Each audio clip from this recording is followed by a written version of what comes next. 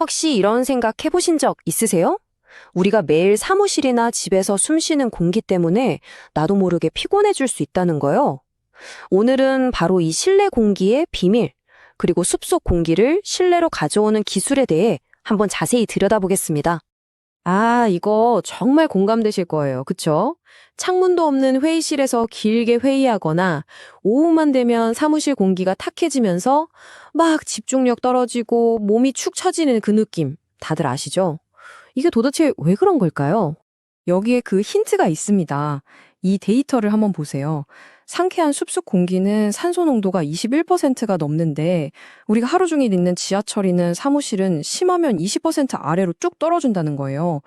이게 정말 별거 아닌 숫자 차이 같지만 우리 몸 컨디션에는 생각보다 엄청난 영향을 줄 수 있다는 거죠. 그러니까 이 사진이 딱 우리 현실을 보여주는 거예요. 겉보기에는 뭐 그냥 평범하고 깔끔한 사무실이잖아요. 그런데 사실은 눈에 보이지 않는 저산소 환경 때문에 나도 모르게 업무 효율이 떨어지고 건강까지 나빠지고 있을 수 있다는 겁니다. 자, 그럼 이 보이지 않는 문제. 대체 왜 사무실만 가면 이렇게 피곤해지는 건지 그 원인을 한번 제대로 파헤쳐 보겠습니다. 전문가들은 아주 단호하게 경고하고 있어요. 산소가 부족한 실내 공간, 그러니까 저산소 공간은 위험하다. 그냥 좀 답답하다 이런 차원의 문제가 아니라는 거죠. 심지어 이런 문제들에는 이름까지 붙어 있습니다. 첫 번째가 바로 빌딩 증후군인데요. 이름 그대로예요. 환기가 잘 안 되는 꽉 막힌 건물 자체가 원인이 돼서 두통이 생기고 눈이 뻑뻑해지는 그런 증상들을 말하는 겁니다. 그리고 두 번째는 빌딩거 증후군이라는 것도 있어요. 이건 건물 구조 자체보다는 건물 안에 있는 마감재나 새 가구에서 나오는 해로운 물질들 있잖아요. 그런 것들 때문에 피곤해지고 피부가 간지럽고 그런 증상을 말하는 거죠. 그리고 아마 이게 제일 익숙하실 텐데 바로 오피스 증후군입니다. 이건 오염된 공기, 여러 화학물질, 하여튼 사무실이라는 환경 자체가 만성 피로랑 두통의 원인이 된다는 어떻게 보면 가장 넓은 의미의 개념이라고 볼 수 있겠네요. 자, 그럼 원인을 알았으니까 이제 해결책을 찾아봐야겠죠? 그럼 혹시 그냥 산소만 많이 넣어주면 이런 문제들이 싹 해결될 수 있을까요? 이 자료에서는 그렇다고 아주 자신 있게 이야기하고 있습니다. 이 자료에서 내세우는 주장 중에 이게 정말 눈에 확 들어오는데요. 고농도 산소를 딱 1분 마셨을 뿐인데 기억력이 무려 91%나 좋아졌다는 연구 결과예요.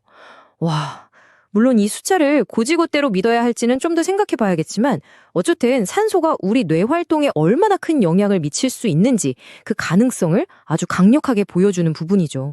그리고 효과가 여기서 끝이 아니에요. 집중력도 올라가고 눈의 피로도 풀리고 심지어 면역력까지 좋아진다고 합니다. 이건 마치 우리 몸의 모든 스위치를 ON으로 켜주는 것처럼 산소가 우리 몸과 정신 전반의 기능을 끌어올려준다고 주장하는 거죠. 아니 근데 대체 어떻게 숲속 공기를 사무실 안으로 가져온다는 걸까요? 말은 좋은데 자, 이제 그 기술적인 원리를 한번 들여다보겠습니다.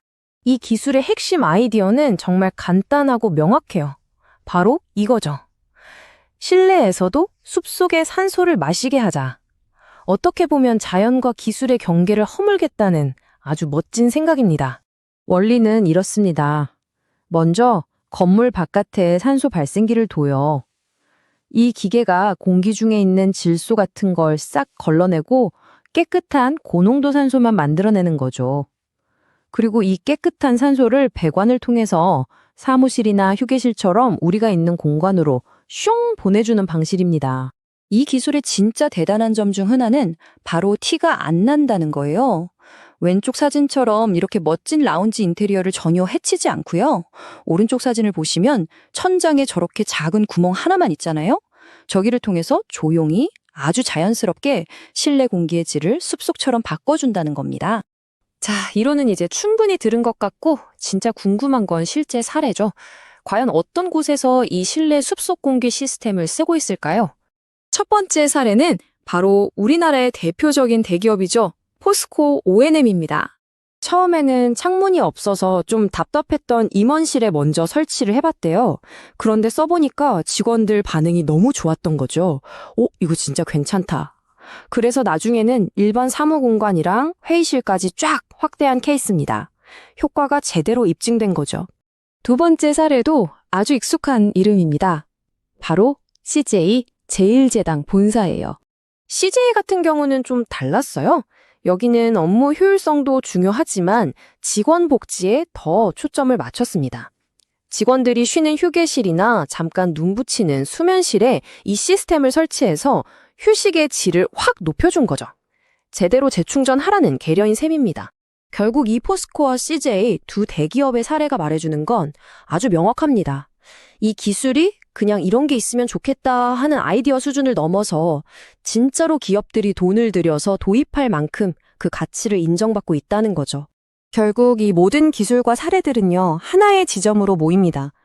우리가 숲에 갔을 때 느끼는 그 모리가 맑아지는 상쾌함, 뭔가 치유되는 듯한 그 느낌. 바로 그 감각을 우리가 매일 일하고 생활하는 이 실내 공간으로 고스란히 가져오겠다는 거, 이게 핵심인 거죠. 지금까지 우리는 좋은 물, 좋은 음식을 꼼꼼하게 따져서 골라왔잖아요. 어쩌면 이제는 우리가 매 순간 숨 쉬는 이 공기마저도 적극적으로 디자인하고 선택해야 하는 그런 시대가 오고 있는 건 아닐까요? 여러분은 어떻게 생각하세요?